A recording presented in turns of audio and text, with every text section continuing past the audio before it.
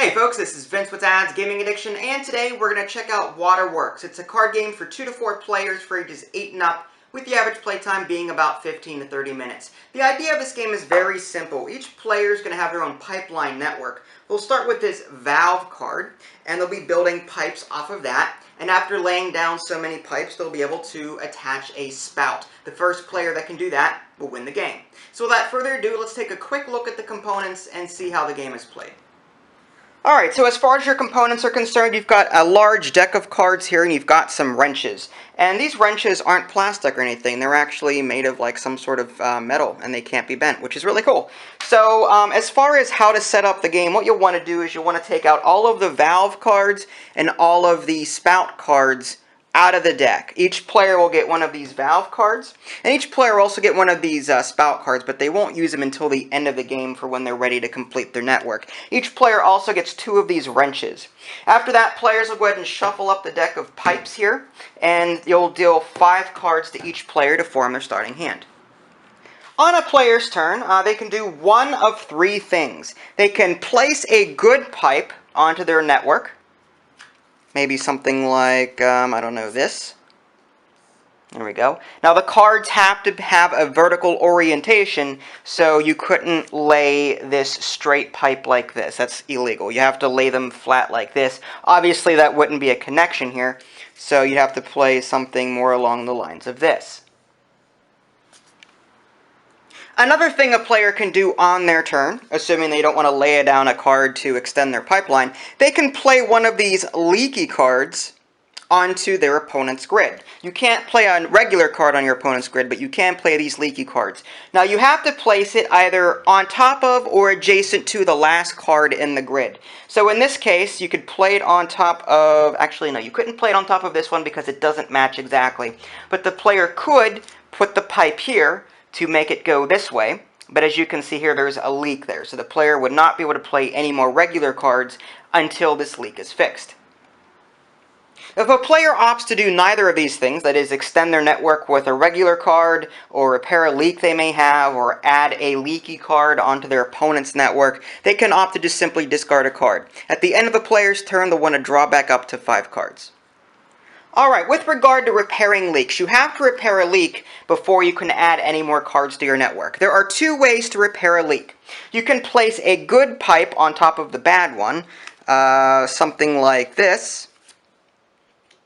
And I'll explain why there's a different color there in a minute. Or you could play one of your wrenches right on top of it.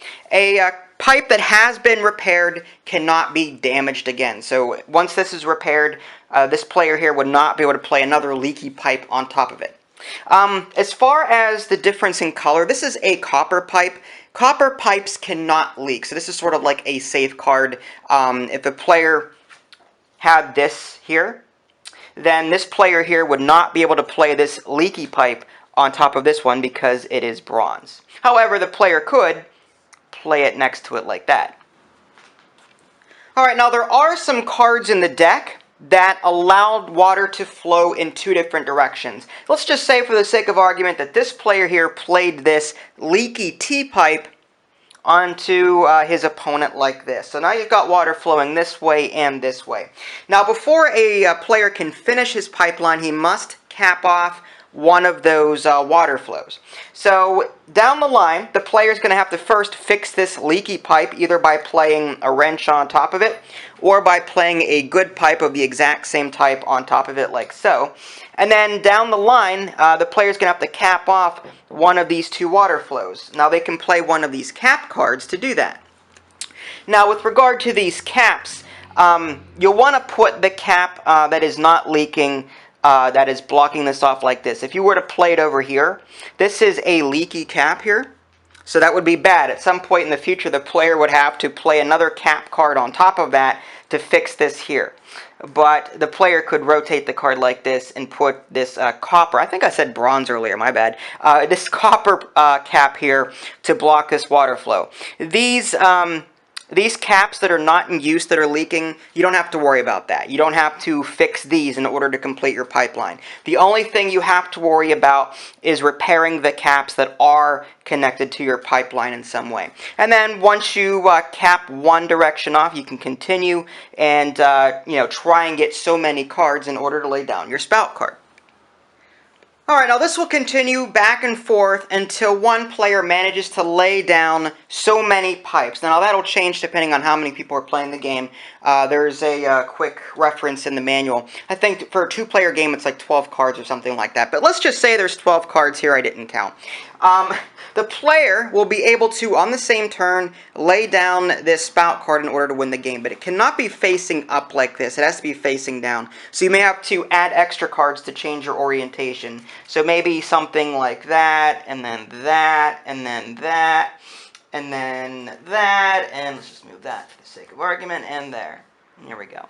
So now that that is placed like that, this player would win the game.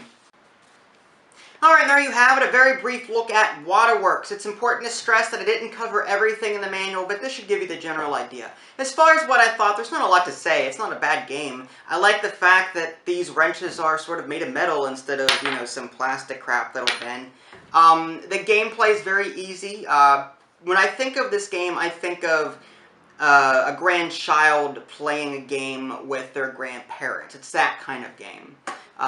It's not like hardcore, 6 gamers gather around the table rolling d20s and stuff, no. This is more of like a family-friendly, casual game that is better suited for younger kids, in my opinion. I can see a group of adults maybe playing this as a filler, but there are better games out there for that than this game. But still, it's not bad for the price tag. Again, like $7 or $8 on Amazon. If you guys want to see my full review, you can, www.dadsgamingaddiction.com. If you haven't already, subscribed to my YouTube channel. That way you can keep up to date with any new content I happen to publish. This is Vince. Thanks for watching, and I'll catch you next time.